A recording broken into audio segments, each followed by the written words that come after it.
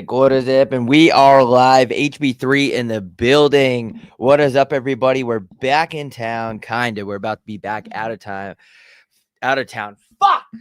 Messed up the first word of the podcast. God damn it. Swish, I've only been on 19 shows with you this week. How the hell are you? Even though I know how you're doing, but how the hell are you for all the people out there? Yeah, man, pretty good. Back in Scottsdale, going to Aspen tomorrow, I think. We're back. We got out of Buffalo. Dude, You barely got out. that was insane. My right knee is still in one from that run. I looked at my phone. It was 0.9 miles the run, and I did it legit in 5 minutes flat. So I was going 12 to 13 miles an hour is what I calculated. Did you have a roller bag? Oh yeah, and my FTL bag on top of it. bag. I almost bodied this guy coming out of the concourse F. Like, so when you're running full speed.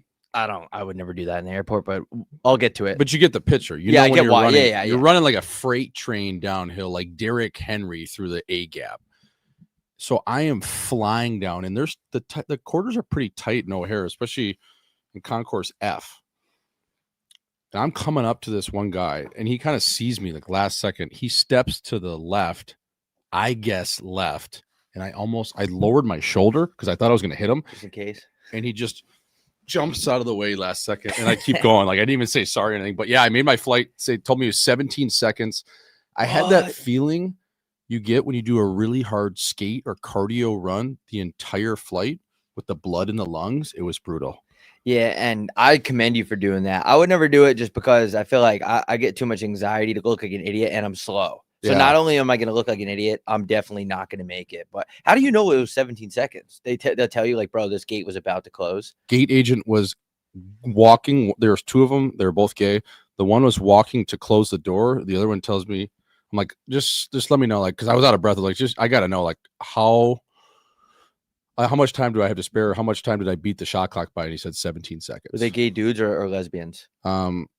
They were dudes, but I think they were lesbians. If you had a duo of lesbian gay agents, they shutting that dope. Oh no, they're not shutting that dope. The craziest thing though is my bag made it. Like the bag with all the merch that we didn't sell, it made it somehow. It's crazy. What do you? Well, they had to transfer. They loaded up the plane. It was crazy. I mean, we sat there for about another 4 or 5 minutes, but that's good speed too. Yeah, Buffalo. It's kind of hard to get out of anywhere, even the parking lot outside the game. And I don't know who the architect is for that parking lot, but just a horrendous design. They kind of funnel 60,000 drunk people out with a single lane. So not the best way to get out of that. I thought it was funny that the driver. Now, before I talk shit about this guy, was the driver of the van. Do we know him? No. Do the Curfew Boys know him, or was he a random guy? No, he's just for hire. Oh, okay. So the fucking pussy that was driving the Sprinter van, a guy came up to our van and he was like, "Do you guys have any extra booze?" And I was joking around. And I was like, "No, but we have dust." And obviously we didn't. It's just a joke. We have no booze. We have dust. We joke about dust at HB3. And the guy's like, "Don't do that. There's cops that walk around here undercover." And I was like, that's where they're at.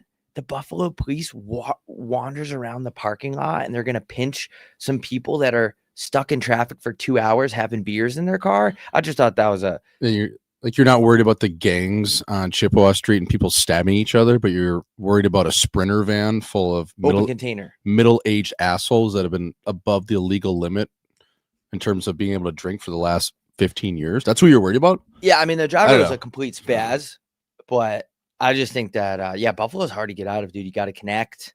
Man, you might as well just drive. I was thinking about walking. If I missed that flight in Chicago, I was like, I don't know. I'm either just going to walk back to Arizona or I might just stay here for like the next month. I was on a plane that didn't have overhead bins. I didn't know that. I had to connect in Washington, D.C. What? And yeah. United? Yeah. But it was operated by someone else. Who it was like some Jewish airline. I don't know. But I got on the plane. Hebrew International? Huh? It was Hebrew International? It was something, dude. It cheaped out, eh? Well, like, that would make sense. Jewish airline. I'm trying to keep up with you guys, like getting the steak Fritz. And like the next thing you know, I'm just like, fuck, I have no money for a flight out of the city. But no, dude, I got on the plane and there's like no overhead. And I was like, uh-oh. So I had to cram like both my bags kind of in my lap a little bit, and then I put my sweatshirt over the bags, and it just looked like I had a mountain of. I was just hiding them, but I got away with it. Do you know what airline it was or no? Something Star. I don't remember. Starlink? Rachel? No, that's the Wi-Fi. I don't remember. I can look it up. Quest Star or something. It was like a small, tiny little bird, like very tiny. That shouldn't even be legal. Yeah. How long did it take you guys? Like 10 hours to get back on that thing? It was it a prop that plane? was the one going to Washington. Oh, okay. Yeah. Oh, so that was buffed. That was the first connector. Yeah. Oh, I was gonna say, if you flew that thing to the desert, do you guys have to stop in like Kansas City for gas? Could you imagine, dude? Just pull over at an Amoco. Yeah, there was a lady next to me. There was a one-seater on one side, and there was two-seater. And the lady next to me, I felt bad. I'm like, sorry, you have to look at this, because I was sitting here with all my bags like just on my lap. But it was good. It was a nice 49-minute flight. Yeah, I was gonna say. Do you remember? I think you were passed out on the way from Chicago to Buff, but there was this lady that was sitting in the same row as me, so one in front of you. She hammered her head on the top, like when she went to stand up from our leg from Chicago to Buffalo on last Friday. Anyways, she's on my plane again from Buffalo back to Chicago. Damn.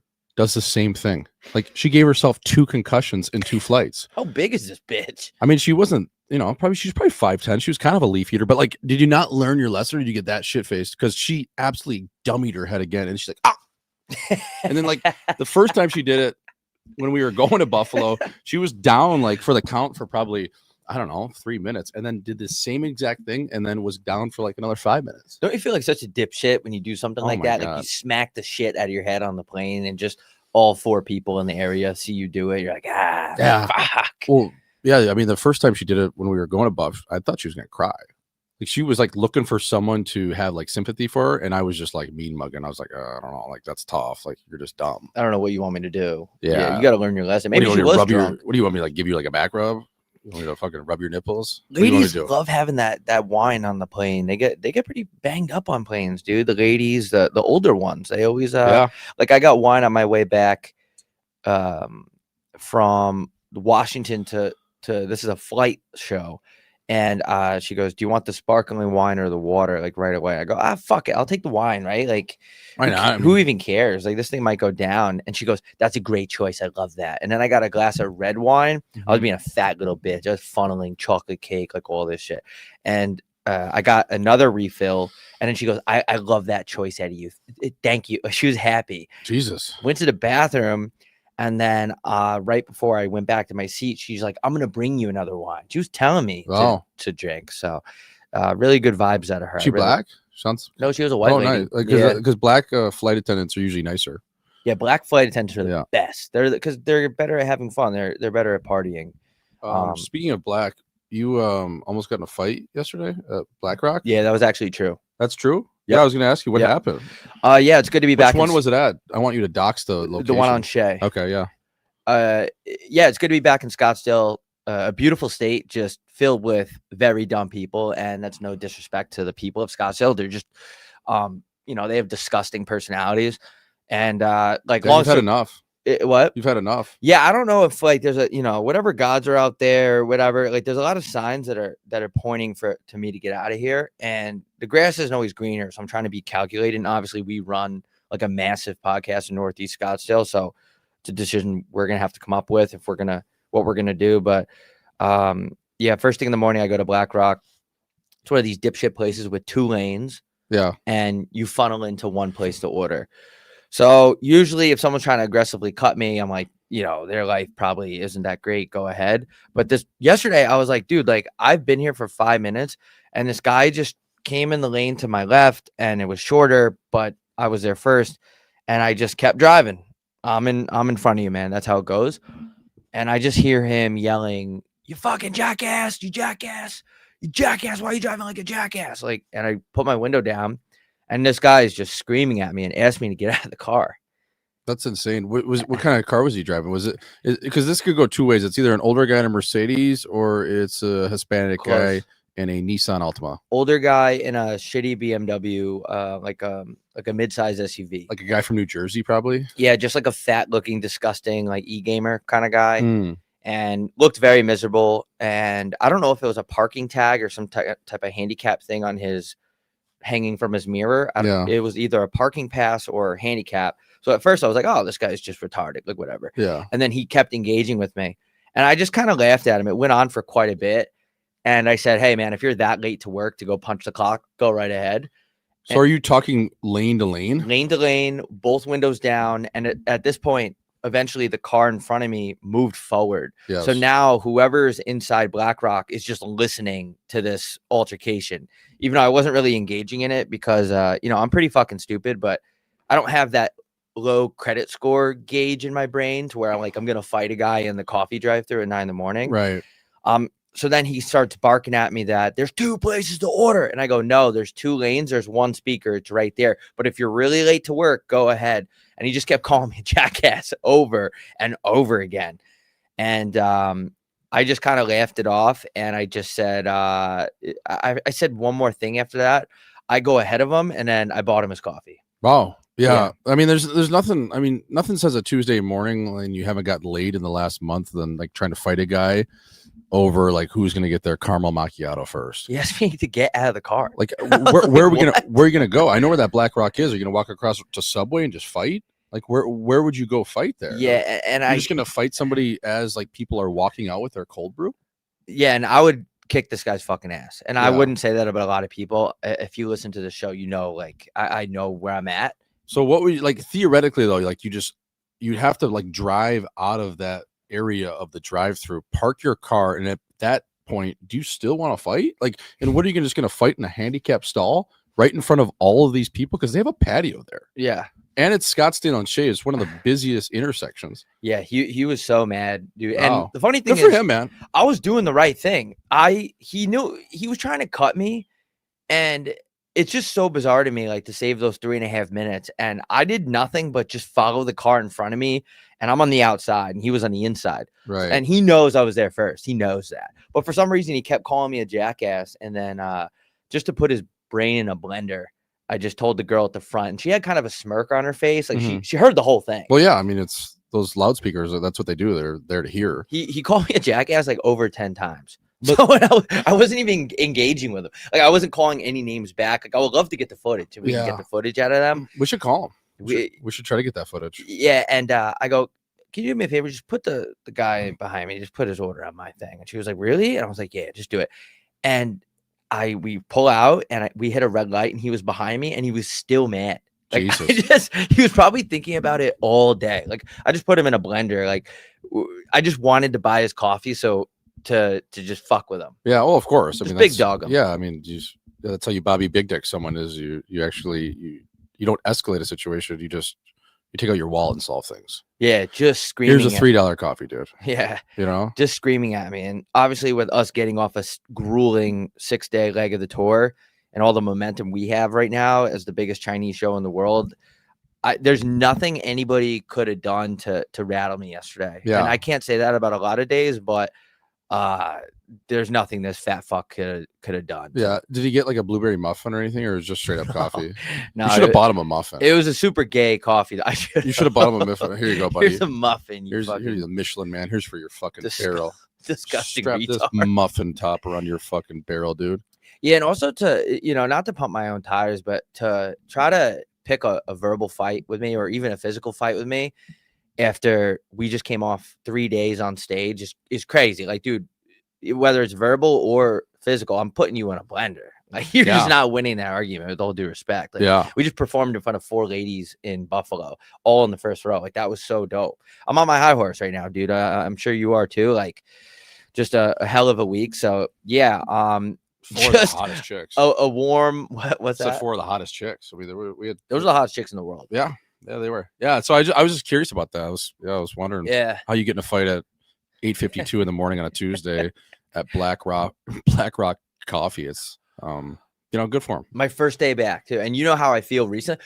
I was gonna ask you this. I know, like, we'll get into Quinn Hughes and all that shit in a minute, and Dylan Doobie and all that stuff. But do you have those experiences in this city? Because I don't like to generalize and call everybody in this city a narcissistic prick, but I have constantly been having these experiences here. No, you don't have any of that. I don't really get that. The only ones I'll really get is like a veteran that's very confused and in a state of mind that they probably still think they're in Iraq, which I totally get.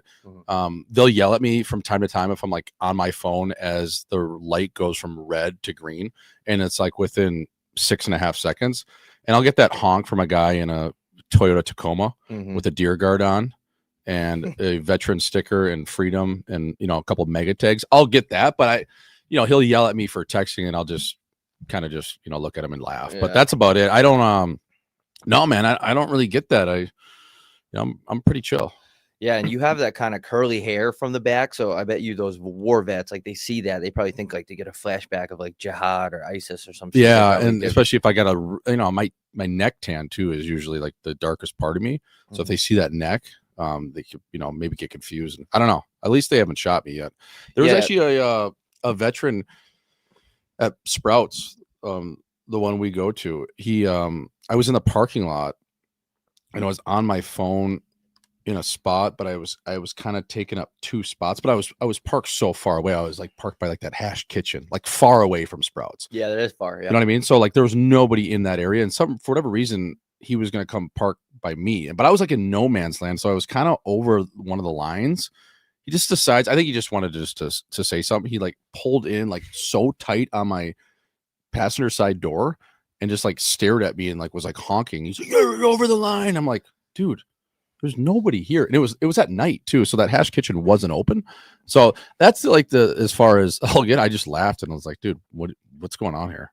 But that's about it. I love the troops, but sometimes I feel like the troops need to remember, like, you guys are back in America. Yeah. Like, it's all good, man. Like, you're not in the desert, dude. Right. Well, you are in the desert, but you're not in the, Maybe that's a great point. Maybe the desert is a bad place. Right. Because y'all motherfuckers was just in Afghanistan for 6 years and they come back in Arizona and they see some of that sand and there's like, oh, fuck. I know. I gotta shoot somebody in the head. Yeah, and they could be like hallucinating too. So they're not seeing like a camel, but it's like a Roadrunner, and it's kind of like the similar like, mid-size, compact version of a camel. Yeah, they see a Mexican guy like pushing a stroller and they think it's a bomb or something. Yeah, they could. Good point, man. Veterans should not be in Arizona. You got to send them to like, I don't know where you would send, maybe like Montana or something. Yeah, I mean, they see a guy on a golf course, like they see a caddy and they think that guy's got like a machine gun. It's like, dude, he's just got a 4-iron.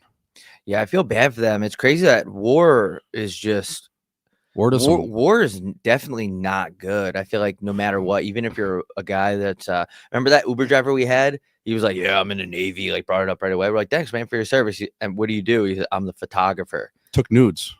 Why does the Navy even have one of those? Yeah, you've never did, like, where have you been deployed? He's like, "Oh, I went to somewhere in Virginia Beach." I was gonna say, yeah, I ended up in Norfolk, Virginia. Yeah, that's where he was. Yeah. Good memory. Yeah, he was like, I've been to Delray. Like, what were you doing down there? He's like, I had to get a couple pictures of the sunset for our website. It's like, what, dude? Yeah, I went to San Diego twice too. I did some filming down there with the SEALs. Like, dude, you're not in the Navy. I mean, with all due respect, that should be like, I work for the Navy. I'm not in the Navy. You're like a independent subcontractor. So that guy gets to board the plane first because he was a photographer in the Navy? Yeah, he's pre-boarding with United along with 200 other people. That is unbelievable at a United. I don't fly United that much. There's 400 people on the plane before, and we're in group 1. Yeah. There's the 2-year-olds, the old people. I really don't want to be racist, but well, it's lesbians. I'm trying to be less racist. Lesbians board first. I know because that's why they're convincing a lot of people to do that, go that way. But yes, lesbians do board first. Can I say something? Yeah, you can say it's your show. There's always black ladies in wheelchairs boarding. Yeah, first. But the thing is, with the wheelchair people that are getting on the plane, dude, I've physically seen them get on the plane and then not need a wheelchair coming off, and they do a full-on sprint on the jet bridge. They're running up the aisle. Like the other day, the dude who was pre-boarding, he was doing cartwheels. He did a push-up pyramid on the jet bridge. Meanwhile, he had 2 wheelchairs to get him there. He had one for his feet. I've never seen a wheelchair just for your feet. Yeah, and you shouldn't get a wheelchair just if you're fat. Like, just because you're eating everything in sight, like just because you're at Auntie Anne's in the lobby of the airport or wherever you call it, the fucking terminal. That's concourse. Ridiculous. Yeah, the concourse. Thank you. And then United also has that K1 thing or the J1 for all the corporate guys. Yes. So even if you're group 8, you can go on first. I mean, there's 700. The whole plane's full by the time we got on. It's group 1. Sometimes we fly first. I will say it. And there's no bin space available, and you're in group 1. That's just crazy to me. I mean, imagine I've been back in the pigeon deck a ton of times. People know I live in the pigeon deck. But if you're group 4, like you can't even get a code up there, because by the time pre-boarding gets on, medical assistance, and then group 1, 2, 3, 4, like you're fucked. Yeah, the autistic people got to get on, the blind people have to get on. Like most of the time you don't even have a seat. They're like, sir, I'm in 11D, and they're like, no, I am now. Oh, okay, so you just grab onto a subway pole, or you sit in the shitter. I can't wait to just start complaining about first class on the show. Like, that's when you become a total jackass. Well, where it's like, there was no, I was in fucking 3A. I had to put my bag all the way back in row 5. It was fucking ridiculous. Yep. The first class section is always hilarious too. It's like guys in suits, and it's just us. Well, it was the guy flying, when we were going to Chicago from AZ, the guy that gets on the bird. Meanwhile, he's sitting in the pigeon deck. He's a row like 22. I saw his ticket. He's walking out. He's like, so that $1 million deal. Let's go ahead and move that over to my investment portfolio. Put $1 million in there. It's like, you're just announcing to the plane at 7:30 in the morning that you're about to move 7 figures over to your investment portfolio. You got to love those guys. Dude, I wrote down what he said because we happened to see the same guy. I wonder if he was shouting. He said $1 million like 6 times. Yeah, he was screaming. I wish I could find. That $1 million. Well, that $1 million can stay. Yeah, we're okay. Now transfer another $1 million over. Okay. He was saying some Mikey Millionaire crazy stuff. I can't find it right now, but you get the point. He was talking about like internal revenue and backloading the front load and offsetting, insurance. Dude, shut the fuck up, dude. With all due respect. Yeah, man. How about I wanted to bring this to your attention. It's so funny. I was dying laughing at this yesterday. So Philip Rivers, right, 44 years old, comes off the couch after 6, 7 odd years not playing football. Gets a job on the practice squad. How? I don't know, but he's going to start in Indiana, and as long as he doesn't go full Mark Sanchez, he will potentially be on the 53-man roster coming up. But you got to think that a guy like Colin Kaepernick, who's been training for 12 odd years, sees that. He's like, Philip Rivers just got a job. He just got off his couch and decided that he saw one commercial. He's like, I want to play again. Meanwhile, Cap's spending like $300,000 a year on training and like all of his camera guys. Like that is so funny to me. Yeah, that is hilarious. Remember during our like Cap, dude, like Cap's been fucking training like and showing the NFL that he wanted to play for the last 12 years. And meanwhile, Philip Rivers like just eats a bunch of kettle corn and just hangs out with his kids. He's like, I want to play football. I'm going to get back out there. He has to. He has 19 kids. Yeah, he has to pay for it. He's probably broke. I just thought that was so funny. Like Colin Kaepernick. But Kaepernick, hindsight's 2020, but he probably shouldn't have made that TikTok where he compared the NFL to slavery. Remember that? Yeah. He made a reel and it was like black guys being lined up and then all of the white scouts were like taking their measurements and stuff. And he compared it to slavery. It's like slaves weren't making $750,000 a year on a rookie deal. They were doing it for free for the love of the game. Right. Or the fact that, and then like you blackball the NFL and then you try to get a job from them. Like, do you think these owners are going to want you? No, especially like Jerry Jones. Like, there's just no way. I just think it's so funny. Like, Cap has literally just been on that social media grind to try to get a job for the last 10 years. Was he? I can't remember. And he's spending millions of dollars and he can't get a job. But hey, that's baseball. With all due respect, though, he did disrespect the troops. Right. He was the first guy to take a knee, right? Yeah. Or was that Tebow? Tebow did it for other reasons. Tebow did it because he didn't want to bunk. He had sex for the first time. He felt bad, so he was kneeling to God to suck his dick, but not during the anthem. No, he would just do it like randomly. Like you would see Tebow at the bar or on the beach, and it'd just be like, oh, he's on a knee. That's Tebow. Okay, so Kaepernick took a knee during the anthem, and he was the first guy to do that. Actually, forgot he was the first guy to do that, right? Yeah, he was. Okay, yeah, he would. And then NFL goes like, "He doing what?" Yeah. Yeah, Jerry Jones and all those gymmers say, or like, he got to listen to the song. But yeah, I mean, listen, like if you're Kaepernick and you're going to do that in NFL, they love the Army. There's a flyover every game. They do a flyover every quarter. Yeah, they burn through so many carbon emissions just making, it known that we really love the troops. Right, but you kneel like that. I know. Yeah, and Cap's just doing, the last 10 years, he's just been doing ladder drills. He's been throwing. He's had AB on his channel. He's had everyone. He can't get a job. Wait, did he kneel not to harp on this topic, but did he kneel because of Floyder? Yeah, Floyder. That was the incident. Okay. Yeah, now it's coming back to me. Yeah, the hashtag I can't breathe and okay. I'm shuddered. They had the I'm shuddered hashtag too. Yeah, I don't know. I'm not too well informed on the like the politics behind it, but I feel like Phillip Rivers definitely is like the opposite of Kaepernick. Like, you know what I mean? The NFL will take him back any day of the week. Just farm boy, just 11 kids. Yeah, slinging it. Yeah, just like a Southern dude, like an SEC dude, like Philly Rivers is always going to get a job. Yeah, no matter how old he is. Mm-hmm. I mean, he's 44 years old. He hasn't played in like 7 years. Right off the couch. I wonder why he's coming back. I don't know, dude. I mean, there's always two reasons: you're broke or you hate your wife, or both. Or both. But yeah, so I just thought that was cool. And then on the other quarterback front, Mark Sanchez. I know we talk about him a decent amount, but how do we miss this? Mark Sanchez posted an Instagram picture on Thanksgiving, and the caption was like, "This is what I'm thankful for." And the comments were just shredding him. It was just a picture of his family. Like, that's what you come out with? That's your highlight package after you just beat the shit out of a guy that was delivering food and you just got stabbed? You just come out like, there's a lot to be thankful for. That's what Mark said. I mean, that's pretty crazy to me to drop that and then like not turn the comments off. Like, that's pretty gutsy. I mean, tell that to that's nails. Like, that's pretty nails. That's a guy that's a complete psychopath. Yeah, I mean, I would say that's arguably more psycho than doing what he did, stabbing a DoorDash driver in the throat. Like, you got to see this picture, man. I'll show you. It's insane. Like, I don't even know. What was the Sanch daddy doing? Like, why wouldn't he come out with a statement and just be like, "Hey, look, like I was absolutely pinned. Indianapolis sucks. I was just looking for something to do, get in a fight, looking for a cheap hooker in the corner." Yeah. So his wife is still with him. Here's the pic. Yeah, I guess his wife is still with him.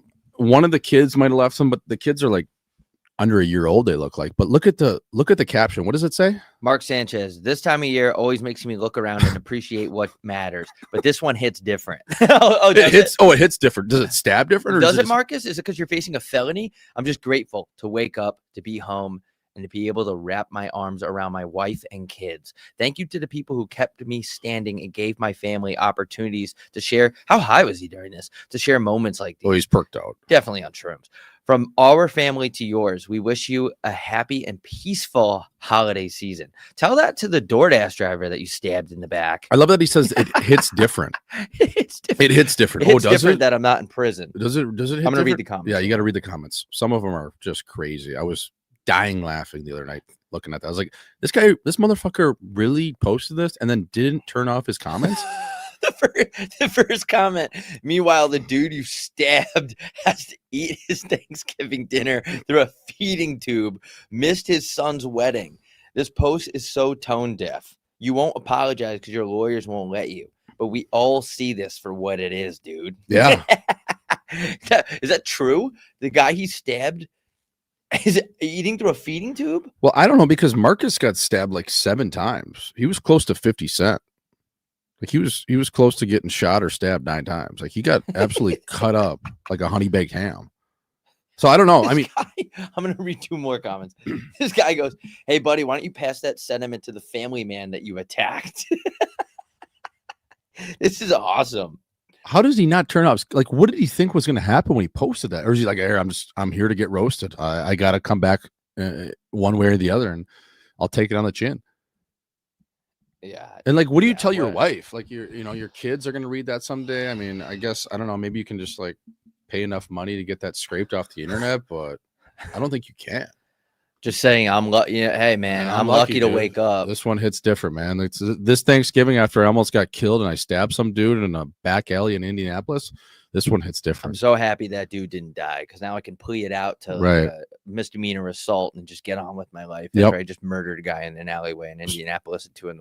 Will he go to jail, or will he just have the ankle bracelet on like Contavious Caldwell Pope? Yeah, I think for someone like, when you have those type of dollars, you can kind of, you get those lawyers that are in with the DA and you can kind of plea it out. What does that cost you though? Is it a couple million? For a stabbing, I don't know. It's got to be a lot, man. Definitely in the hundreds of thousands for sure. Yeah, I would argue. I mean, I don't know anything about crime like litigation, that. Yeah, And Indianapolis is a Indianapolis is a racist state, so Sanchez could maybe, and he might be getting up into the 7 figures. What was the ethnicity of the guy he stabbed? Do we know that? He was just I think he was a good old just country Indiana white boy. He's a white boy? I think so, yeah. Yeah, it's probably gonna cost him a little bit more. Because in Indiana, man, especially. Never been there. Ooh, not missing much. Really? Yeah, it's okay. It's not great. Yeah, maybe we'll do a show there. Yeah, we could. I would rather just go to Chicago, but yeah, we'll just only do Chicago from now on. Well, what a crowd. We got to talk about.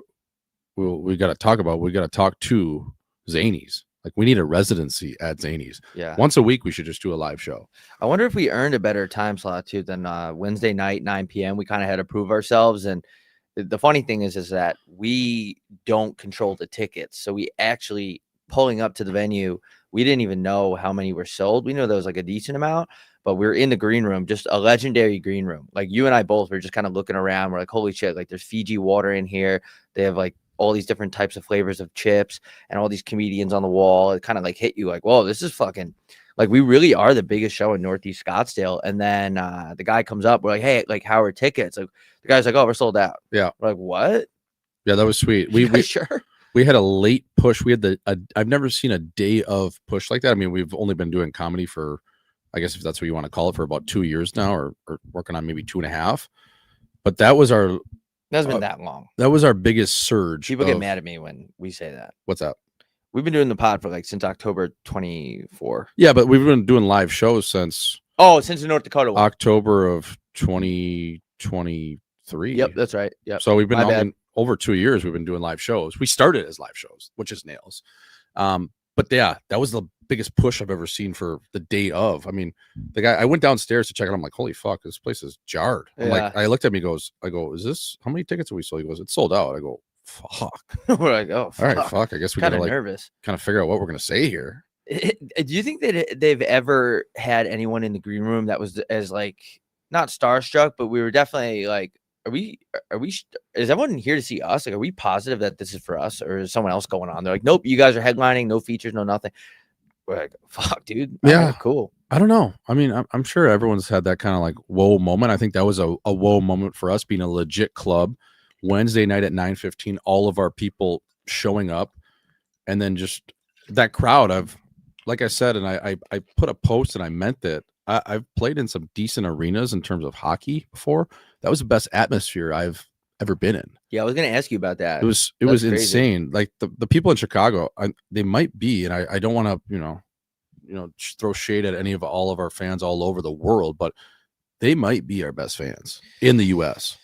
Canada's I was crazy. going to say Canada's a different animal. Canada's a different animal, but I think in the U.S., man, like that, I guess Boston too. Boston's Boston's nuts. Yeah, but Buff too, though. It's like they all have their different things. Yes. Like Buffalo, kids in Chicago were on dust, but they weren't as rowdy. They were just casually doing their dust. And then in Buffalo, they were just like straight up yelling at the stage. Yeah. In a positive way, though. Yeah. I just think like in Chicago, our reach is way bigger than we even know. I mean, I was talking to one of my buddies that wasn't at the show on Wednesday, and he ran into some people on Sunday night. He was at a random bowling alley, and they got talking about hockey, and somehow HB3 got brought up, and there was like 10 kids bowling. They were like really big fans, but they weren't able to make the show because they just had work obligations. So I think like our reach in Chi is bigger than we think. And that crowd though, man, like how engaged they were, and like they knew every little one-liner. They knew everything about the show. There was kids with baseball gloves on. There was kids, the hats tilted. It was sweet. They had custom HB3 t-shirts that they made. Yes. Because the Steve Kerr shirt, I had a kid made a similar one, which is wild. They brought us gifts. That's another crazy thing. Yeah, I don't really understand. Like, I don't understand if we're like I don't understand how that's possible to where, like, because we get disrespected by every sponsor. No one pays us on time. You guys have no views. No one cares. But then we show up to Chicago and like it's a packed fucking house, sold out on a Wednesday night. I don't even understand like how that works, like logistically. Like, what's going on? I don't know either, but I just know that people in Chicago, I would say that is the Midwest is just like the heart of the guts or the chin of the US. And I would say our fans of the cult, that's the heartbeat in the US. It's crazy. Like those Boston's gonna have something to say about that, but I would agree. I would say Boston is unbelievable too. I would say Boston, if Chicago's the heart, Boston's the chin.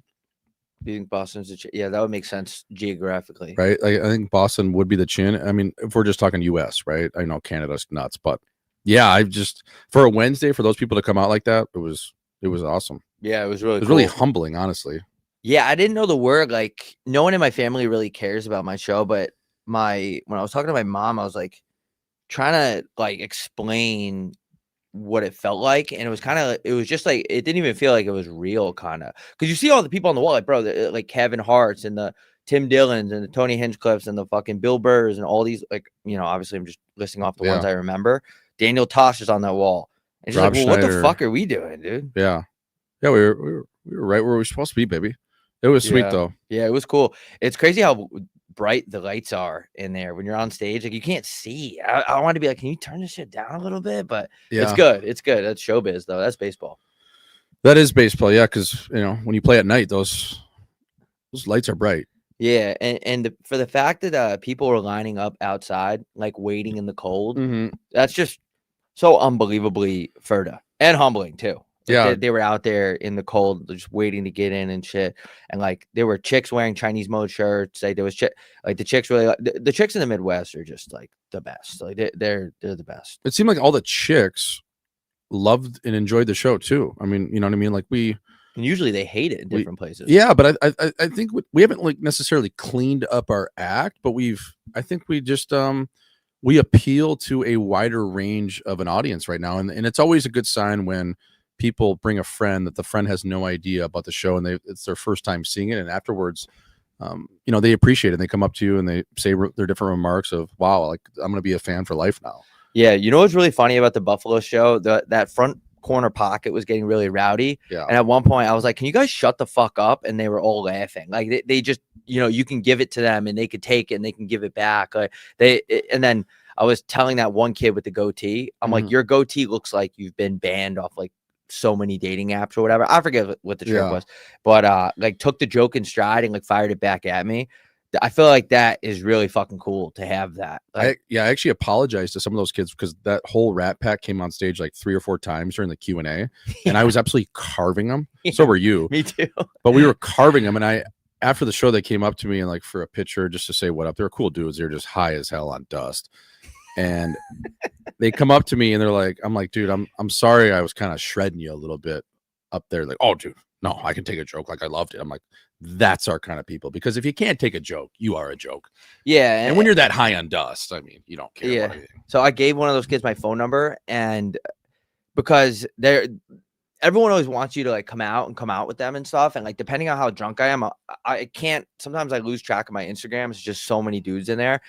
And if I get to a certain level of drunkenness, I got to stop doing this, like with all due respect to the people out there. But I gave that one kid my number. I was like, just hit us up, because he wanted us to come out. Right. You know, like we can't always like for it. We have shit to do.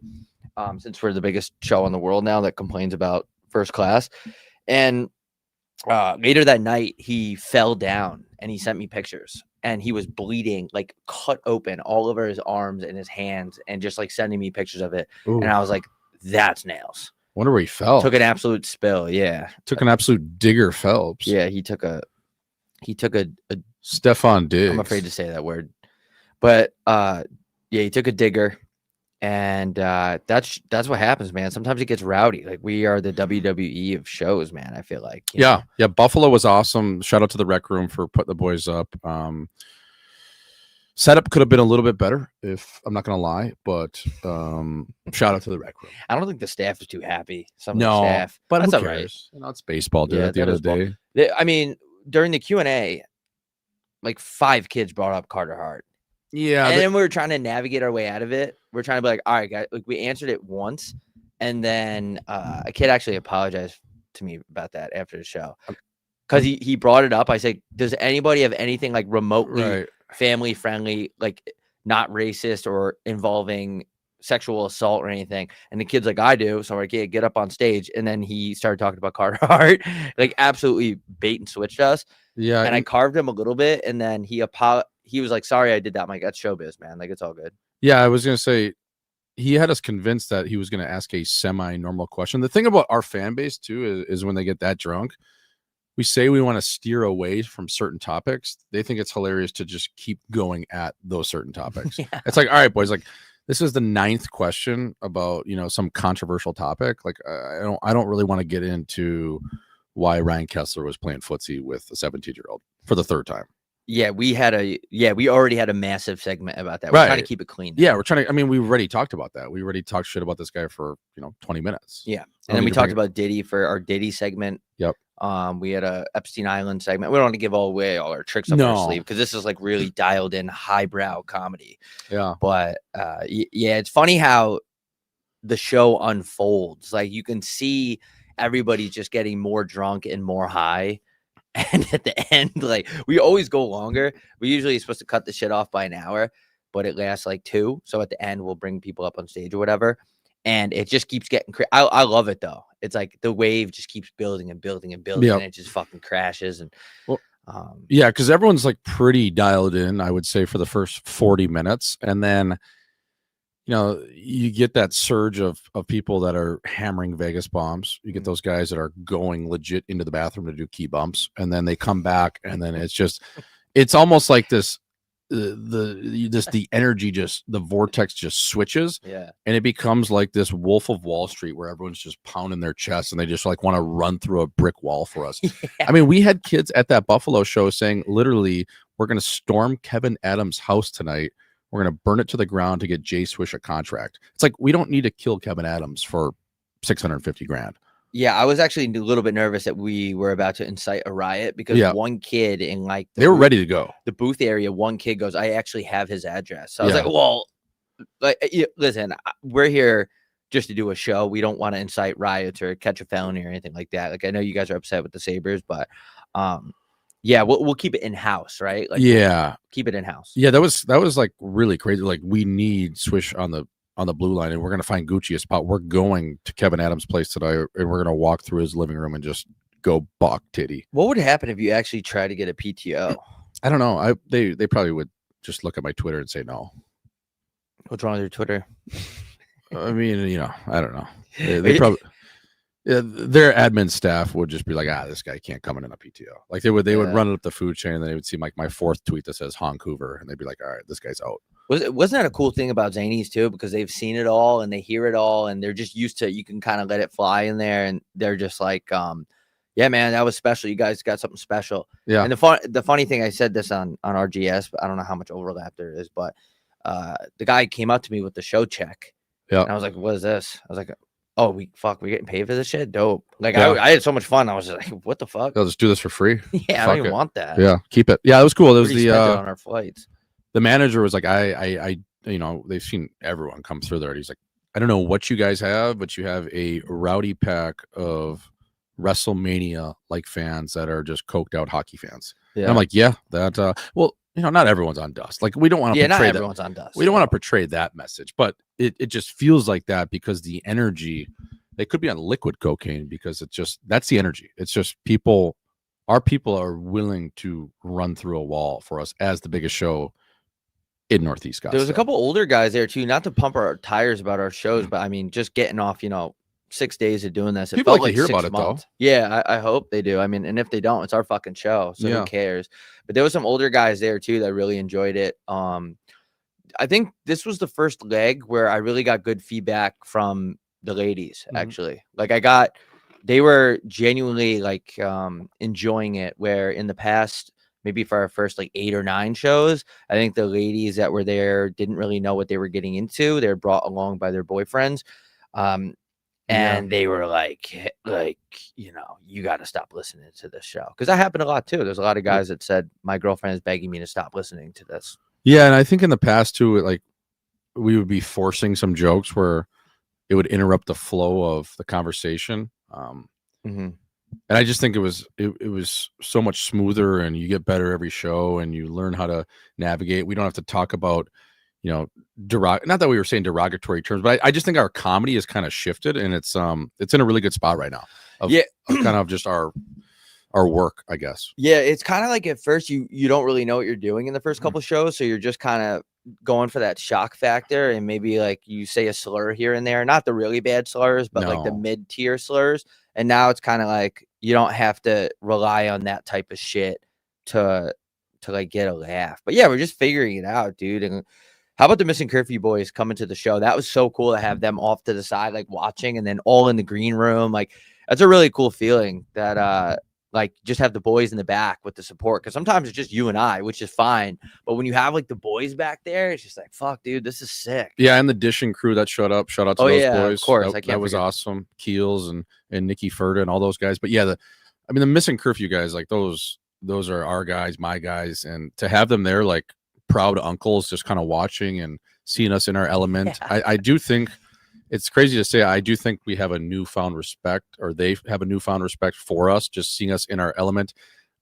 Even talking to them before, like there's no way like they'd want to do that or could do it, but they could. But they just that initial, nervous energy. It's real. Like these guys you're talking to guys that have, Richie and Uppy of 800-900 games in the league, Obes 600. Like sick. They've played in the highest leagues. They made a ton of money, and to kind of like come in and have them see what we do in our element.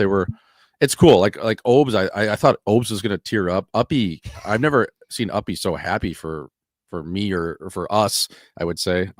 He was like a proud fucking uncle. He's like, holy fuck, boys, like that was sweet. I could see it, the twinkle in their eye, and Obes is sitting there, good, swishy, you killed it, fellas. Meanwhile, he's just in the back of the green room, just hammering Jameson. Like, yeah. You know what I mean? So, but he could hear it obviously out there, but and he was so fired up to get in the green room with the boys before the show. And even Richie is such a good dude. He was just like, wow, like you guys are fucking nails. I'm like, thanks, man. Like, so I do think, not that they need to look at us in a different light, but it was cool just to see them and ultimately just have their support there. I like Uppy and Richie were like glued. I could see them. They were sitting there right on the side. They were like glued to just the crowd, and they didn't know what was coming next. Yeah, no. And also after the show, like at dinner, your adrenaline's like still pumping a little bit. So when we were at dinner, all those guys kind of, obviously they said to you, they said to me, they said to both of us, but just to me, kind of like a lot of complimentary things. And I was like, cool. Like, thanks, dude. That's fucking appreciate that shit. That's cool. So yeah, that was really cool. So yeah, shout out to those guys. They're such a good time. I'm fucking, dude, Aspen for you. You can see them tomorrow. I know. And I was looking because they went right to that pro golf tournament. Yeah, Uppy and Richie, right? So Richie shot 82 yesterday, which is just not good for Richie. Like he's a scratch golfer. He shoots 82. I wonder what it could be. And then Uppy slashed it around, shot like 80. And Uppy's same thing. They were good. I was looking at the standings. They weren't they were in the middle of the pack. Let's just say that. But yeah, they flew in on Monday. They just skipped the practice round right to the tee box on Tuesday. They said they were absolutely struggling. It's hard, dude. Well, yeah. I mean, you do a 4-day bender, you go right into that. That's tough. But also, how about us? We did 3 shows in 4 nights, and all with travel. But every day. Every day. But that 6 days felt like a month. Like it just takes a lot out of you. It really does. That's why, for example, like we had to reschedule Pittsburgh for, our, kind of business reasons. We're still learning along the way here, but learning how to manage like doing the shows the way we do and going into the show 100% is huge, because we don't have scripting lines. We have to come up with a new thing every fucking time. It's like, fuck, I can't be hung doing this. No, and you certainly need all the energy you can get, because it takes a lot of brain power to come up with real time in the moment comedy and try to make people laugh that have paid for tickets. And when we're going to go on our Canadian swing again, man, we wanted to we didn't want, but we were thinking about maybe doing 2 shows in Toronto back to back. And there's no way we can do that, because we have a 3 and 4 again, all with travel too. Mm-hmm. I mean, we're doing Toronto Thursday, Ottawa Friday. We're gonna have to fly in the day of for Ottawa. And then we're gonna have to get to Montreal on a Sunday. Like that's a 3 and 4 again, right on your chin. Fuck. But there's something about it though, when you're in the middle of it, is you just crave more. Like we landed in Buffalo on Friday. I'm like, I kind of wish we were going on stage right now. I agree. Yeah. Like, even like right now, yesterday I crashed just because got home at like fucking midnight from Buff. But yesterday I was gassed. But even today I'm like, fuck, like, are we going somewhere? I'm still like kind of wired. Same. I'm obviously you're going to be an Aspen of it. I'm going to go somewhere, even though I shouldn't, just to go somewhere. Yeah. I can't sit home. I just can't do it. Like, I just want to, it made me realize, and it's different when you're DJing, but when those guys are on the road for like 300 days a year, Right. how the fuck do they do that though? Yeah. I mean, DJing, you know how I feel about DJing. Yeah, I don't think it's any skill, DJ guy. but sit on a computer and then just go out there and drink lean and do what you want. Have 40 chicks in the booth. And you don't even really have to pay attention to anything. You're like basically just turning on a radio. But besides the fact of that, performers, comedians, people that do like actual musicians, like that's crazy. I think like Morgan Wallen, you know, when those guys go on the road and grind, like Keep that's the voice going. yeah. Like, and it makes me realize like, you know, people are going to have off nights. Like I saw Riley Green 3 or 4 weeks ago, but he had a back-to-back. He was coming in from Kansas City and then he came to the Phoenix Rodeo the next day. And like on stage, I could tell he was so gassed. Just tired. Yeah, but you still like follow, like, I don't like fake it. You know, you're only on here for you're an opening act. You're doing 45 minutes, but I could tell. And even I was sitting there with my mom and she's a huge Riley Green fan. She's seen him a ton of times. She's like, wow, he's just like, he doesn't want to be here. So was it his voice or was it his antics? Or yeah, it was just everything. It was just kind of gassed. He looked like he was just on autopilot ripping through the set. Usually talks to the fans, usually does an encore. He was just out. Like, that's the last thing I want to happen to us. And statistically, it will happen. But yeah, for sure. Because the fact that people are paying and they're showing up, like you want to be at your best. But yeah, we just got to figure out how to do that. It all starts with kind of, this swing was the first swing for me personally where I wasn't just getting fucked up like all the time. Yeah. I was just like, you know, I'm going to take it easy. I'm going to go back to the hotel and, you know, take a bath, like do something gay, just relax. Right. Like, light a candle. Yeah. Do something, you know. Put some lavender oil on my chin.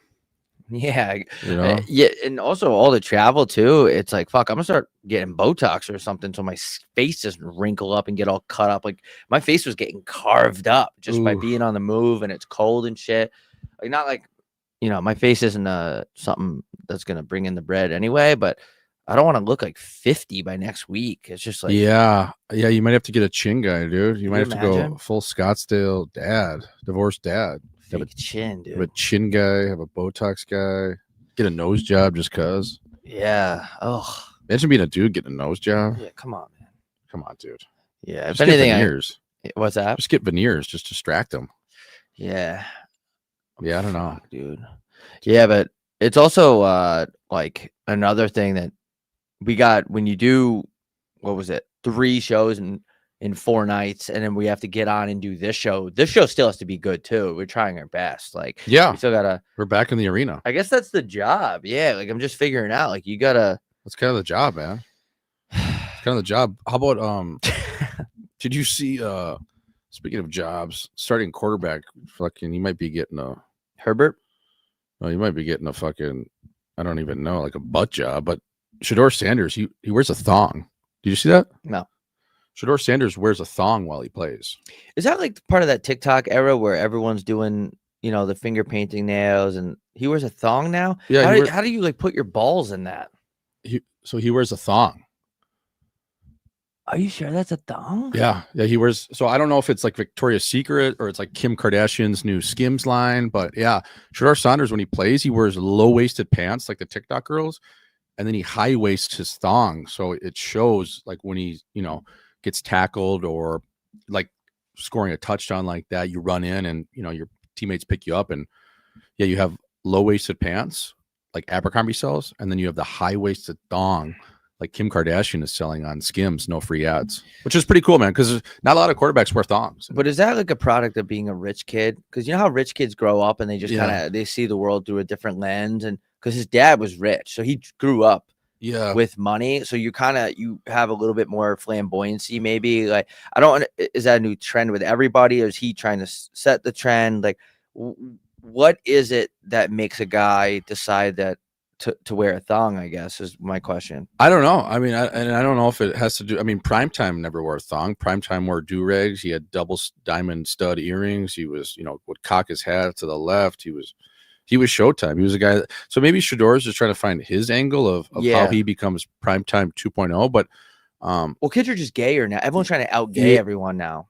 Yeah, I think he was probably appealing to an audience to try to, get them on the Shedeur Sanders train. Football is for everyone. Football is for everyone, but I just think that's how you turn people from Cleveland off of you real quick. Like, you show up with a thong, dude, to the Browns Stadium. Like, Yeah, that's not going to fly in Cleveland. no, because like everybody in the stands, those dudes, they're in blue jeans and there's shit stains in the jeans. Like it went straight through the underwear. Yeah, those guys are sweating. There's skid wear marks. They wear Fruit of the Loom and they wear Hanes and they shit in their boxers before they put them in the laundry. Oh, there's shit everywhere. Yeah, like their wife is actively looking at shit when she's doing the laundry. Yeah, like that's how they kind of form their masculinity. Like, if you don't have at least a couple bacon strips on your white undies, you're not an alpha.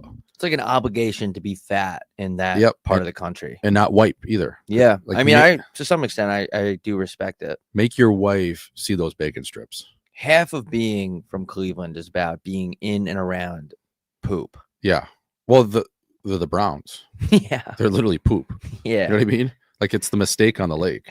Like, being from Cleveland is about just shitting everywhere. So do you like that's Cleveland, dude. So do you think that Shedeur Sanders, do you think that the crowd, the fan base will turn on him because of this?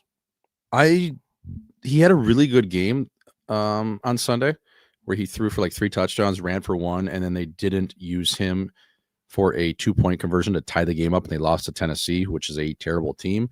In saying that, I don't think they're going to turn on him, but as soon as he does something remotely gay or, throws like for 4 picks, they're going to be like, that's our quarterback. Yeah, he wears a thong. Get this homo off our team. Right, exactly. So as soon as his game slips, people are gonna start wearing thongs on their head. Yeah, if you're rocking a thong but you're throwing for 300 yards, 3 TDs, 1 pick, you can get away with that. Right, it's like just, you can't play bad with a thong on. Like the guy on the Bears, Caleb Williams, who paints his fingernails. They have a wagon now. Now everyone's painting their fingernails. Mm-hmm. So now Shedeur Sanders, he saves this season, maybe shows some promise, wins 3 or 4 games in a row. Just wait, man. You'll see guys walking in with thongs. But as soon as it starts going bad again, oh, man, they are going to be coming for his chin. They're going to be coming for his butt. I would just never want to wear a thong, though. Like, I feel like that's so uncomfortable. Like, where do you put it on your, like, does it just split your nuts open like a 2:45, like the front side of a thong? That's what I'm saying, though. Like, where does your wrench go in a thong? Or you could have like a male, I guess you could have like a jock strap in front kind of thing. Because we don't have like a flat gooch like chicks. Like we have balls to deal with. So I'm trying to think about the logistics of like it's just crazy. Like, especially while playing in the NFL. So many nail guns from Cleveland too. MG Ferda, you have Kid Cudi, Bone Thugs and Harmony. Like, they can't be happy about a guy that's their quarterback wears, G-strings. Yeah. Like, he's wearing that, he's got that turd cutter on. Like, imagine like when he like gears down and like all the boys shower together and your quarterback he looks like a stripper from Magic City from the back. Like, that sucks. Because then you get horny, but then you realize you're looking at a dude and now you're pissed off at yourself because you got horny looking at your quarterback. But it's like, what are you going to do, dude? He's got wearing a thong. He looks like he has a BBL. Yeah, that's what happened to me with the Nashville Predators Ice Boys. Remember that one? Yeah. I was talking about that, I think last year. I was like looking at this chick's ass and it was a dude. Yeah. I was like, what the fuck? But yeah, I don't know. I think that's hopefully he plays well in his thong and maybe he has a G-string deal with, like you said, Victoria's Secret or Aritzia or Zara or something like that. But you saying MGK just made me think of something. Speaking of shit, I walked into Chipotle yesterday, and the first thing I hear is some girl saying, "Eat my ass." And I was like, what? And it came from behind the counter. So I walk in, and 2 employees were fighting, and they both looked like if MGK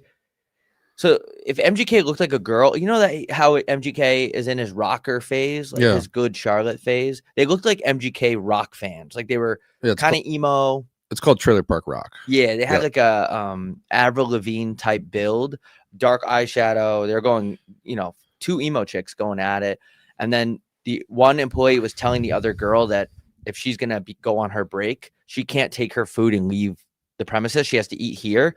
And then the girl goes, "Suck my ass, bitch." I think is what she said. Damn. And I was standing there the whole time, just waiting to tell them that can I have a bowl? And as they were going down the line, Sucking ass, dude. That's intense. Eat my ass and then suck my ass. Oof. And at one point I was like, do you want your ass eaten, or is that just your way of? I don't really like that as an insult. And like, eat how do you, my ass. And like, how do you just go through the line and just be like, yeah, guac's extra? They were apologizing to me. You know what I mean? Like, do you want pico or do you want hot? I'm like, dude, you're just talking about sucking someone's ass like a Dyson. Yeah. And then the manager was trying to like calm things down. And then this isn't that cool of a story, but at the end of it, and I usually don't do this, she was apologizing to me. It just slipped out. I said, that's baseball, and walked away. Yeah. That was it. That is ball, dude. She's like, do you want queso? I'm like, huh? Yeah. The one girl was so mad. I don't know. Eat my ass. You know that ass was dirty. Oh, he works at Chipotle, dude.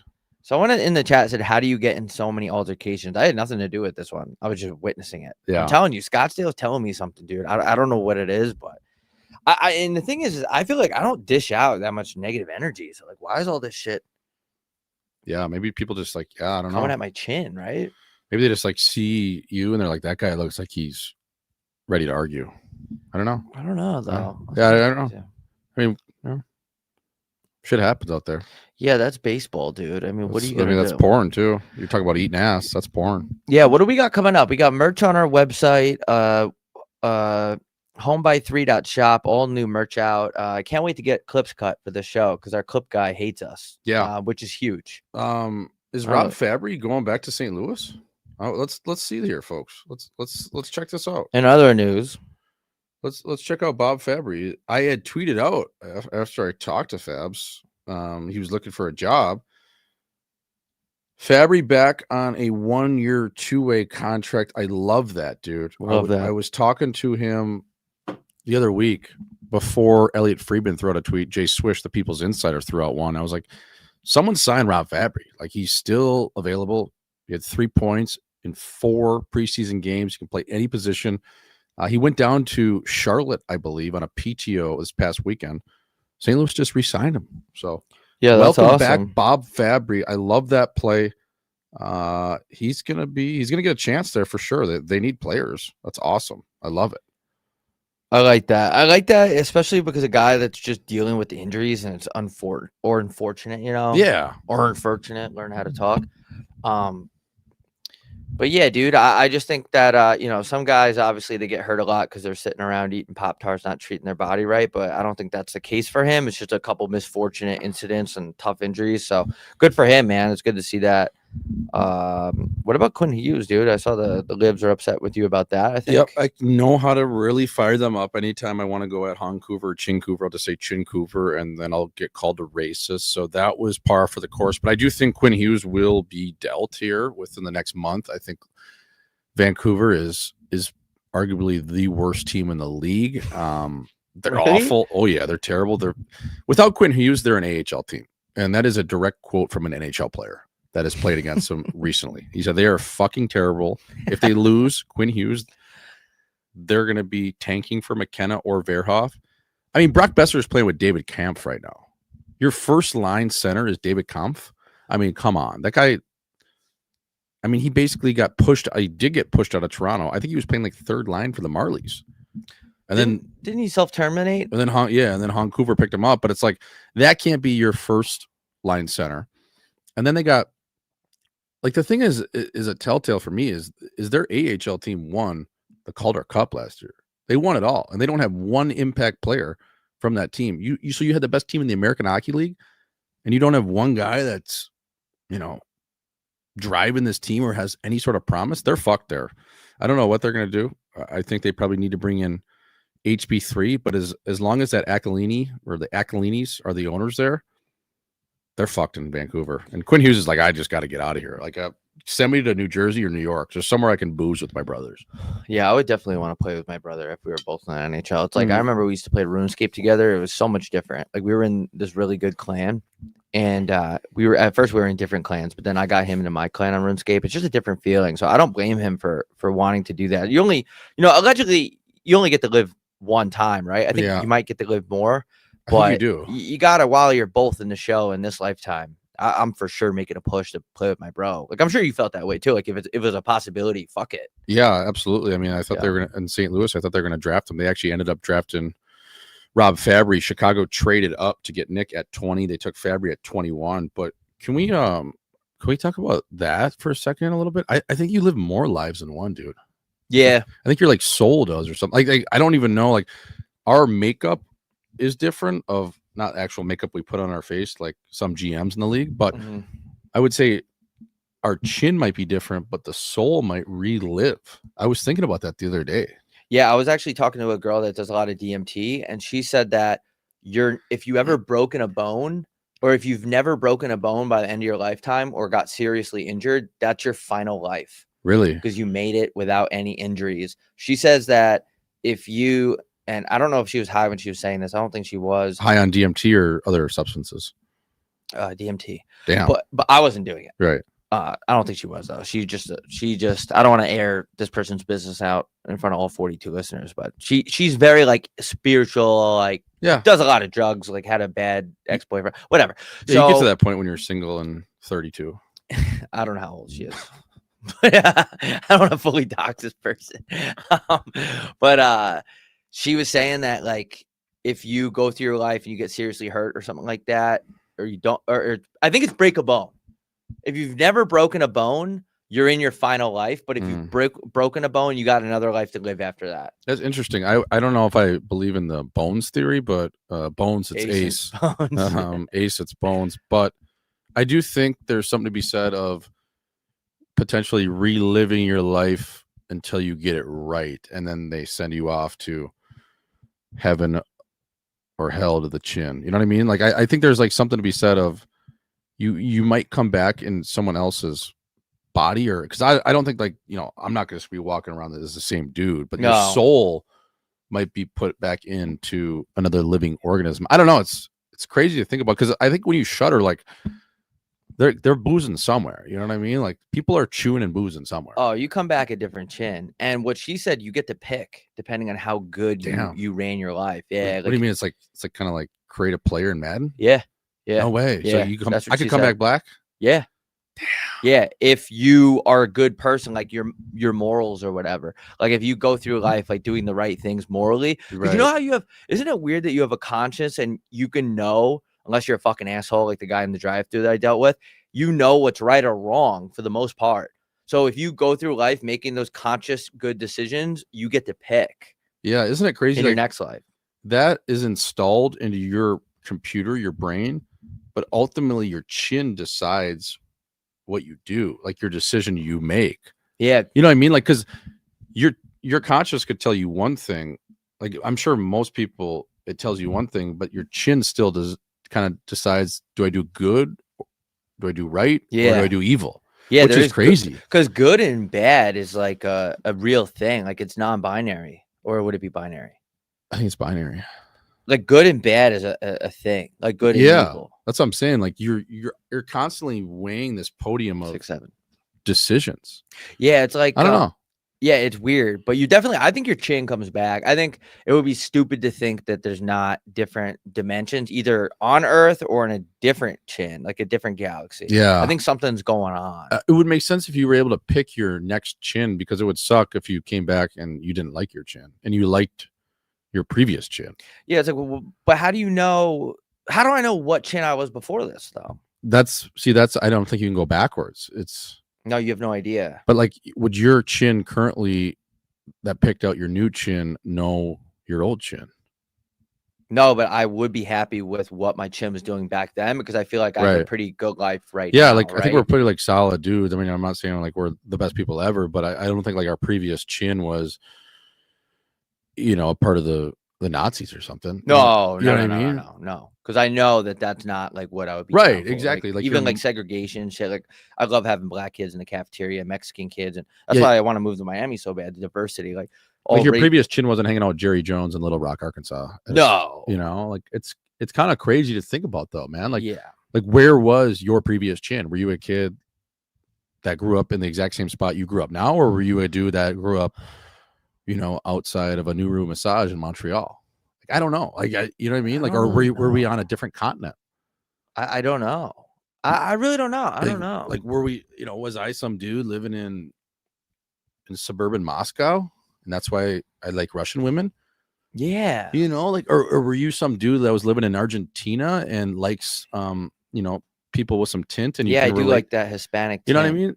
And I don't know. Like, why do I like that flavor? Why do you like fajitas so much? I do like fajitas a Like, lot. why do I like, why do I like doing some white trash stuff? Was that because I grew up outside of 8 Mile Trailer Park with, Eminem's mom? I don't know. Like, I just have so many questions for the people that decides like your next chin, and who is that person? Yeah, I definitely believe in reincarnated though to some degree. I don't know if it's a human life form or you're just in the air floating around like a spirit, but to me, there's no way you just shudder and you're just in a fucking casket that You a overpaid company for. price gouged your family Yeah. $12,000 for, and then there's a burial fee. A burial fee, you gotta pay to fucking put my chin in the ground. Like, just do that complimentary on the house, man. Like, I'm dead. Like, don't put my family through that. No, just take me, like, you can just like drive me off into the desert and just throw me somewhere, dude. I don't care, because that chin, like, if we're picking out new chins, that chin's gone. Put my chin in the ocean for real though, because that's the real Earth. I think like Yeah. 93% of the ocean hasn't been discovered. I think that's some other shit that's going on down there. That maybe we turn into ocean stuff. Yeah, maybe like just drive me through Yuma, and if you don't want to throw me out there, like take me to San Diego and put me in there. Yeah, I don't know if I believe in a chin switching to a different species. That's where you kind of lose me.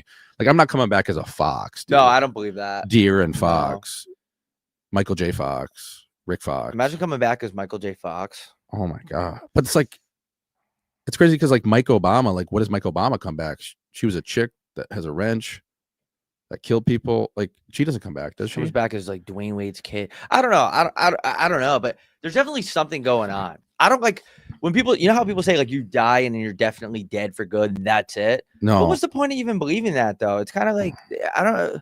That's like not cool. Like, that doesn't sound fun. Like, there's always afters, after parties, after life. Like, think about the word after is like, what are you doing after? Like, yeah, what are we doing after this life? Right. Like, people always ask, like, what are you doing after? I think that's after David. I think it's almost healthier to believe that there's something going on after this. I think so. I think that keeps you in a very morally sane place. Yeah. I don't know, dude. I like, it would just see. It would be crazy. You're like, yo, you lived in North America. Your previous chin lived in South America, and now we're sending you to Somalia, dude. You're gonna be a pirate. Oh no, I'm not gonna be a pirate, motherfucker. And then you go over there and you change these people's chins to believe like there is good out there. I don't know. Or I could end up doing like, what if like in my future life, I'm some dude that takes my tint and now I'm 100% Indian and I'm living in, customer support for Apple, Nepal or New Delhi over there. And I'm, I'm a cook. I'm making chef curry. Yeah, and then you're just commenting on girls' Instagrams and just saying "open boobs." They make you gorgeous. They make a movie about me. It's not Slumdog Millionaire. It's Chin Dog Millionaire. That would be cool. That needs to happen. What if like Earth is just a one more stop? Like, yeah, we stop here and then like we shudder, and then you go to the next one. Because there's like a more advanced galaxy. Because there's life all over the place. 100%, dude.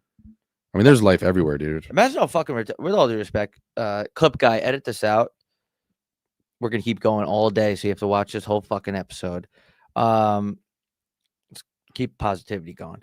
Imagine, what was I just gonna say? I just got so fucking mad thinking about that kid. Yeah, we were talking about just like, this is like the one bus stop, Earth. Like this galaxy. Like, what's the next galaxy? Yeah, like what if it's just a stop and then you get to the next? Oh, I remember what I was gonna say. Imagine how R-word you have to be to think that like this is the only one out there, just because our telescopes, we can only see so much. Yeah, bro, it goes on forever. What are you even saying? There's probably so much more. There's probably 1,000 Earths out there. And like, what do these people look like? Are they people or is it like avatar characters? I don't know. It's pretty like communication, like languages. I don't know. They could just be tadpoles or something. Do they have like, boob jobs? And I don't know. It's like there's just so much ignorance is bliss, but it kind of blows your mind when you start thinking about it, dude. It's too much to comprehend. Yeah, whenever I smoke, I feel like that. I feel like my brain is like asking for more. Like my brain has so many questions, but there's not enough room in my head. Yeah. Because there's probably so many other galaxies and universes and like there's so much stuff. Like, you think there's another HB3 out there? Yeah. Really? To Like some extent. they think they call themselves 1x3? Oh, no. You don't think so? I thought you meant like a Chinese podcast. I was gonna say there's probably one in China. Do No, Chinese people podcast? Yeah, they do. I haven't heard any Chinese podcasts. Yeah. Besides ours. Yeah, I think they do. Like, we're just in a massive universe. Well, that's what I'm saying. Like, what is even happening? Like, is there Zanies in a different universe? No, I think everywhere is. I don't think there's like parallel universes where the same things are going on. There's got to be something close. You know what I mean? Like, there's something between human and alien, right? And I would think that is that mulatto.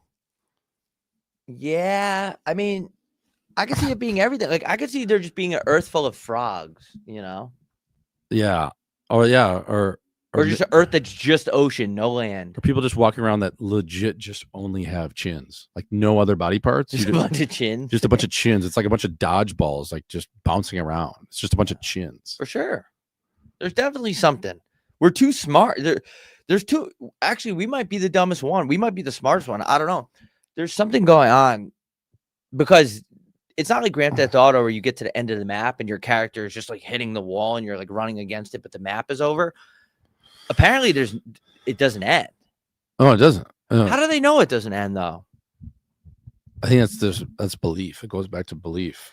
Because if the universe is just there's no gravity, there's no air. It's just space. Yep.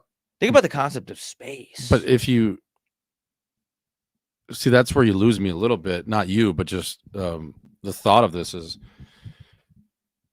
That leads me to believe that there couldn't be anything like a human because you need to breathe. You need function. You need air to obviously. No, I think there is that though. Is there? Yeah, like way out there. Oh, I'm not saying the rest of the universe is no oxygen. I'm just saying like there's space and then there's other universes and there's other galaxies. There's like Jamie, pull that up. There's like universes and galaxies or the other way around. There's universes and galaxies. Yeah, there's both. So we're in a galaxy. We're in a galaxy, but this is our universe. Universal Studios. Yeah, it's in Universal Studios in Tampa Bay. It's a good spot. It's by Disneyland, but you have to drive a little bit. There's this is our universe, and then we do have our own galaxy. Dude, there's 2 trillion galaxies. How many universe? University in this one galaxy. Well, there's in this one universe. We have a lot of universes and universities. Up to 20 trillion. Recent studies using J something data hint at even more, potentially 10 to 20 trillion galaxies in the observable universe. That's only one. So there's so many other universes that we know of. Yeah, there's how many universes are there? There's a lot of the galaxies. That's like a borough. You know what I mean? A Joe, but it's like this is if you're comparing it to like New York City. The universe has 1 million different boroughs. This is one of them. This is Earth. The number of universes is unknown. Yeah, we haven't. Yeah, it's kind of like how we haven't figured out how just to put like permanent hair dye in women's hair. It's something we're ongoing trying to find the answer to, which is crazy, man. The multiverse is a theoretical concept not yet proven by observation, so you can't see it. No, you can't. Well, I mean. A lot of people can't even really see across the street. Imagine trying to find another universe. Think about that, dude. Like you go to the doctor and most people can't read that second line of EDFG. Think about trying to see another universe. Yeah, how can you see another universe? Remember that transgender DoorDash driver that tried to wheel me? I couldn't even tell that was a dude. I couldn't even see. Oh yeah, that was in Dallas. That was the chick that boxed in the Olympics, right? No, she was a DoorDash driver. Oh, damn. But yeah, what the fuck? There's so much stuff. Yeah, I don't know, man. I mean, we could spend all day just like stargazing, like Travis Scott said. Famous astronomer Travis Scott. Yep. High on whippets. High talking on about whippets saying, stargazing. "Roly, roly, roly, got me stargazing."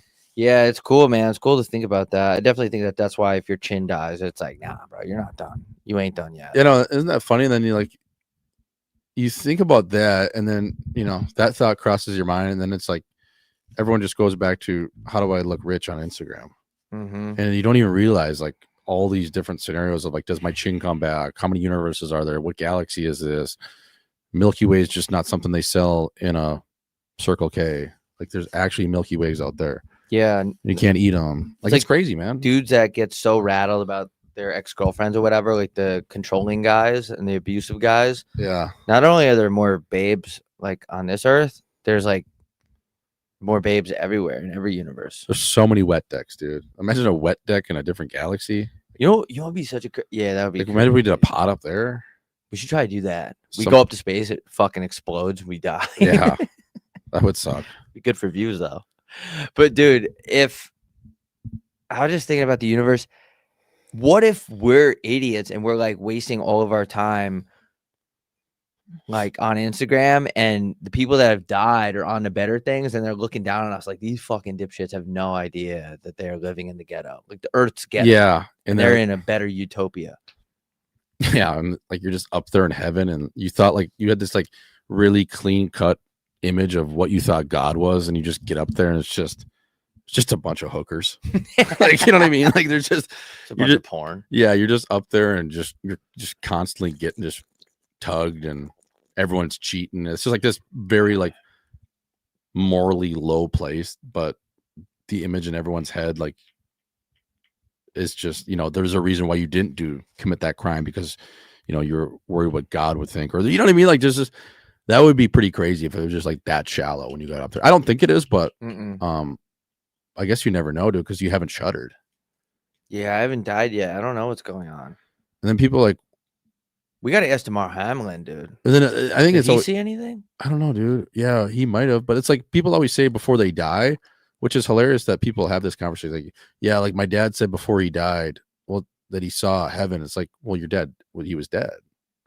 Like, how do you know what he saw? You Your dad was stoned. Your dad was insanely high on fentanyl in that hospital bed. Took a bad perk. Fuck, bad dust. Yeah, but apparently the DMT releases in your chin right before you die, and then you kind of have like a flashback of your life, which I don't know if that's true. Well, but the thing is you're talking about people that have died. So how do you interview someone that's dead? You don't know. That's what I'm saying. Like, you don't know. Does it even count if your heart stops and comes back? Like, remember that one manager that was harassed? Remember that? I'll just retell the story real quick. The restaurant manager, not going to say the name of the restaurant. Fucking Ryder? No, I actually don't want to say it. He died biking. He had a jammer, and he was fully legally dead. And he came back, and before he died, regular guy, restaurant manager, good dude. I actually really liked him. Died, got revived, came back to work, and then would relentlessly hit on the hostesses, the waitresses, and he was just super horny. Like, he came back different. Came back horny. All the employees literally said that they fired him. Wow. He came back different.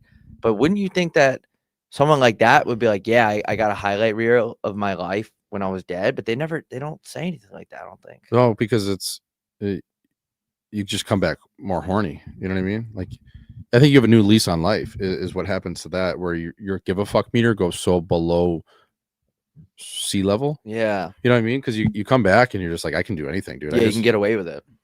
I was dead. My heart literally had a jammer and it stopped. I'm back. Who cares? Kill me. I could be dead right now. I'm gonna hit on a bunch of 25-year-olds. Lock me up, dude. I've been dead. Jail. That's basically being dead alive. I don't know if that counts as being shuddered though. Like, I feel like to be dead, you gotta for real be dead. You gotta be dead for at least 10 minutes. Yeah, I think so. I mean, you're alive again, you know? Yeah, like a quick glitch in the system where you have a jammer, you choke on a short rib taco or something, and you die. I feel like that doesn't count as like actually experiencing death. Having a stroke. Right? I don't know. I mean, dude, it's crazy that guy came back that horny. He got fired. Like, dude, what are you doing? Isn't that crazy? Yeah, true story. All for $17 an hour? Just wild that he came back with a personality change. But I mean, drugs will do that too. Maybe it was the DMT that got released into his chin. I think that he came back with like an ego. Yeah. Like I could do whatever I want now. Cocky. I survived death. Yeah. Came back cocky. Mm-hmm. Lost his job. Got fired. No more Wagyu meatballs for you, dude. Imagine that meeting. Hey man, we know you died in that bikeathon you were in. That triathlon in. You full blown died, but you came back just a complete prick to the staff, and you're really creepy. We're gonna have to let you go. Yeah, we good dude though. We hate to do this, but I'm not gonna mince words. You're way too horny. Yeah, what? Stop. You're out. Stop hitting on your coworkers. Yeah. Yeah, that's a good segment, I think. This is brought to you by Free Pouch. Free Pouch can get you to another universe, a state you never have been. Free Pouch Mint, this one right here, comes in 6 milligrams all the way up to 20. They have watermelon, they have sweet, they have lush, they have all different flavors, all different milligram dose. If you like them stiff, you like them a little weaker, 4 milligrams all the way up to, I believe, 20. They may even have 2 milligram ones. Freepouch.com, promo code CHIN gets you 10% off your first order. Please go order so these guys pay us again and we stay on with Free Pouch. Free Pouch is lip luggage you can get on freepouch.com. Go check it out. These lip pillows are great, easy to travel with. We gave some out on the road. People were loving them. Actually, people in the stands were talking about, you know what? I actually quit chew. Sorry, I can't say that. I quit using pouches for a little bit of time, but you guys got me back, and I've never felt better. Not sure that's true either, but you know what? Free Pouch, that is the official lip luggage of Home by 3. Sips is also brought to you by Pickett, the ultimate sports betting tracker and social network that brings together all your bets and your friends into one seamless experience. You can track your bets, engage with the community, shop for the best odds, analyze your performance. You can meet guys on there. You can meet chicks on there. You can't really do that. But this episode is brought to you by Prize Picks. Prize Picks is the best place to win cash while watching sports. Mention what sports season is currently going on that you're interested in and tell the audience. More or less, this app is really easy to use. Create a lineup. All you have to do is pick more or less on player stats. And we, lastly, are giving away a bunch of dry yellow for athletes' chin and athletes' foot. Is a dry acting fast twitch muscle glide stick that is the first ever dual action relief for athletes' foot and chin. Treats, prevents. Go over to Home by 3. We are doing a giveaway. We're going to announce the winner today. It is a bunch of dry yellow. If you do have athlete's foot or you have battled it, guys that have played a ton of men's league, they go to Lifetime, Planet Fitness. You never know what's going to get on that skin and that bacteria, but we do have something that'll treat that within 30 days. Dry Yellow, promo code CHIN on dryellow.com does get you 25% off. But our giveaway today, Bob, is a bunch of Dry Yellow. It is some HP3 merch. It is 2 men's league sweaters, jerseys, and $300 to Pure Hockey. So, folks, today is the giveaway. We are going to announce it at some point. Go over to our Instagram. On that post, you have to comment feet for a chance to win. Bonus points, reshare it. Announced the winner will be later today. Yep. So that's what we got, dude. Any other sponsors? FTL bags, great bag to put condoms, dildos, chew, divorce papers. You can take it to a courthouse. You can take it to the gym. You can take it on the road like we just did. All over the fucking country. Dry Yellow as well as FTL bags. FTL bags, promo code CHIN as well. You're looking for something for dad for the holiday, your side piece, your brother. It's a great bag. You take it to the gym, like I said. You can put a ton of different shit in it. And yeah, it's affordable, it's crispy, and you're gonna look clean wearing it. Is that all we got? I think that's all we got, folks. This is Home by 3. And we are making a big push to get to 10,000 followers on Instagram. Life isn't all about followers unless you're at a bar in Scottsdale and some chick just wants to see what your clout is online because, you know what, she doesn't believe you. And it's actually cooler to be cool online than in person. Go over to Home by 3 and tell your friends on Insta. We need 10K followers. We're trying to get to that mark. We got a few more rolling yesterday, but yeah, we're trying to build that follow count up. So go check that out. Tell your boys to follow it. It's just a further thing to do.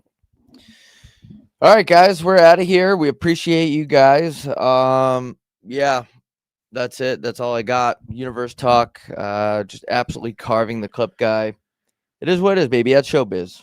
We out of here. Till next time. Goodbye. Fellas.